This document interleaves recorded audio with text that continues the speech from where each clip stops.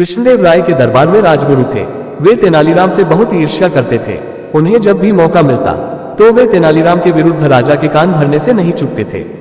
एक बार क्रोध में आकर राजा ने तेनालीराम को मृत्युदंड देने की घोषणा कर दी, परंतु अपनी विलक्षण बुद्धि और हाजिर जवाबी से तेनालीराम ने जीवन की रक्षा की। एक बार तेनालीराम ने राजा द्वारा दी जाने वाली मृत्युदंड की धमकी को हमेशा के लिए समाप्त करने की योजना बनाई। वे थटाचारी के पास गए और बोले, महाशय, एक सुंदर नर्तकी शहर में आए हैं।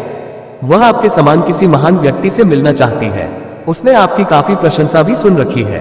आपको आज की रात उसके घर जाकर उससे अवश्य मिलना चाहिए, परंतु आपकी बदनामी ना हो इसलिए उसने कहलवाया है कि आप उसके पास एक स्त्री के रूप में जाइएगा।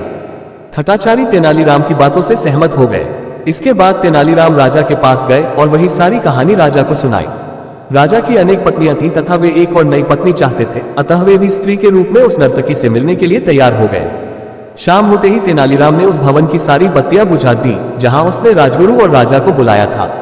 स्त्री वेश में थटाचारी पहले पहुंचे और अंधेरे कक्ष में जाकर बैठ गए। वहीं प्रतीक्षा करते हुए उन्हें पायल की झनकार सुनाई दी।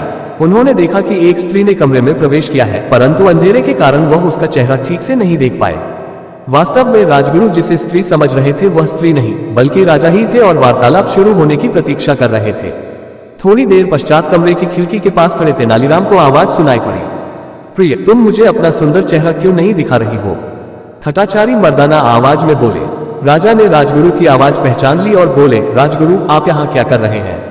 राजगुरु ने राजा की आवाज पहचान ली। शीघ्र ही वे दोनों समझ गए कि तेनालीराम ने उन्हें मूर्ख बनाया है।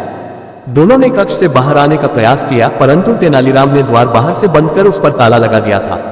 वह खिकी से चिल्लाया, यदि आप दोनों यह वचन दे कि भविष्य में कभी मृत्युदंड देने की धमकी नहीं देंगे तो मैं दरवाजा खोल दूंगा।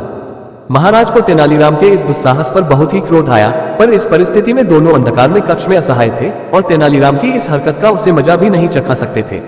ऊपर से दोनों को बदनामी का डर अलग था और दोनों के पास अब कोई रास्ता भी नहीं बचा था, इसलिए दोनों ने ही तेनालीराम की बात मान ली।